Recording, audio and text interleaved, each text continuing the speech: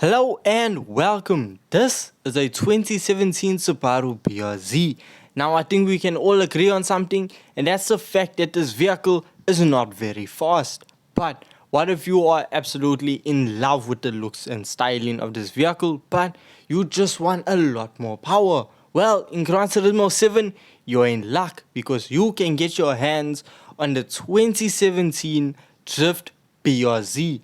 Now, what makes this car special is because this is the Formula Drift car that we have in Gran Turismo 7, and it is powered by a turbocharged LS7. Yes, a 7.8 liter LS7 out of a Corvette. So, this car standard makes over 1,000 horsepower. But as I said, this is a drift vehicle, so that is its sole purpose, to get you around a corner with as much style points as possible.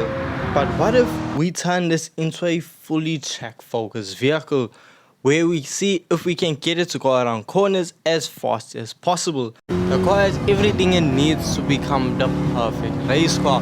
It has tons of power, it is lightweight, and it should in fact be crazy fast around corners because of how much aero and downforce it's capable of producing. Now, coming down the straightaway, we are doing over 300 kilometers per hour, but the minute I tapped on the brakes, I realized, yes, we do have an issue. So somehow, with so much power, car being lightweight, the braking system on this vehicle is extremely poor.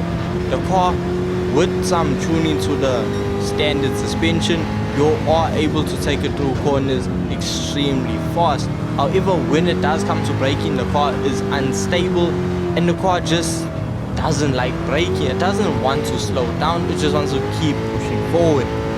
There were actually a few moments where I was struggling to control the vehicle because of some understeer. Surprisingly, I was getting understeer from a drift car. I don't know, but it was present. But what also was present was oversteer. The minute you put your foot on the accelerator, if you're driving this vehicle with no traction control on, at the end of the day, it's still a drift car. No matter how much you tune it, the car is still gonna break traction. Any vehicle with almost 1,200 horsepower is gonna light up the rear wheels, and that is exactly what this car does. So throttle control is the name of the game. But to fully seal the idea of this becoming a proper race car, I decided, you know what, let's do an endurance event. And if we're going to do an endurance event, we're going to do my favorite one, the World Touring Car 700 around Le Mans. So this is a 30-minute event where you go out on circuit, there's dynamic weather, and you also need to manage your fuel. Now, I still don't know why I thought this was going to be a good idea to take a 7.8 liter V8 on an endurance race, because nothing about that figure is screaming out fuel economy. But I mean, how bad could it possibly be? And it didn't even take that long for me to realize what a massive mistake I was making.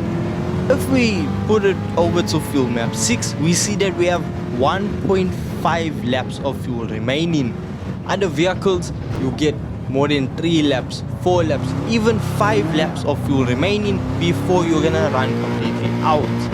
And this only gave me 1.5 laps, 1.5 laps before I have to refuel, which means every single lap I'm gonna have to go in and refill this vehicle to 100%. But I thought, you know what, if there's any car that can still handle the challenge, it has to be this, because this car is somehow broken, I guess. Its PP size is way too small than it should actually be, as the car has under 700 performance points without me adding a ballast. So this is a fully maxed out turbocharged LS7. When I say a turbocharger, this even has an upgraded turbocharger, which means it's gonna be producing even more power, and somehow it's under 700 performance points. Something's not right. But if we do put it up against these other Group 4 vehicles, we do begin to see that these cars that only need to refuel after every third lap is going to have quite a lead on us if we have to stop every single lap, considering the fact that to refuel in Gran Turismo 7 it takes about 3.5 business days.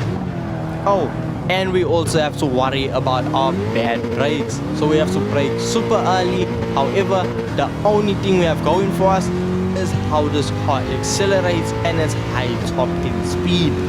Now, I actually messed up the drivetrain. I could have made the gears slightly longer, and this would have just helped us out a lot more, as we would have been able to carry a lot more speed and still burn less fuel because we won't be redlining as much. Now, after completing a full lap on fuel map 6, we slam into a barrier, which is going to ignore that. We end up with less than half a lap of fuel remaining, so less than 36% of fuel. So now we need to wait over 30 seconds to just refuel, and we're gonna see how much of a gap we actually gonna have to catch up to the rest of the pack. And as we come out, we see that we have more than a 27-second gap between us and first place. So yes, we had to play a very big game of catch up.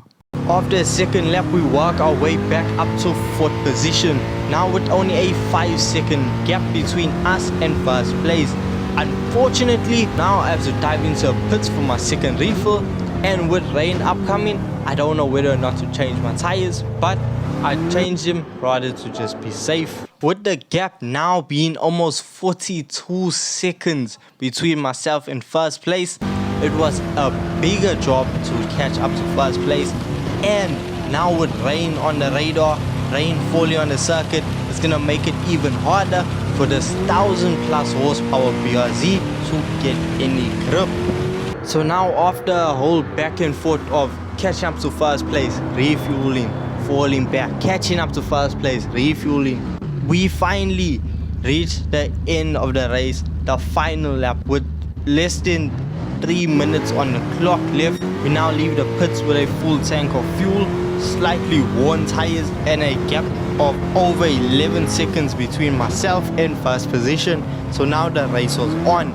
Can we get the job done? With us trying to put our foot down, the car is breaking traction, the rear wheels are lighting up, and it is just eating away at the rubber. So now if we push so hard, we're gonna eat the tires, we're gonna eat the fuel, because the thing is, we need to somehow make it across the finish line with fuel remaining. Now, why I knew the BRZ was gonna be perfect for this time and why I needed it was now on the straightaway with over 1000 horsepower. You must be so tired of me saying that. But anyway, with 1000 horsepower, the car being able to do over 330 kilometers per hour, the car makes mincemeat of the gap between me and the other opponents.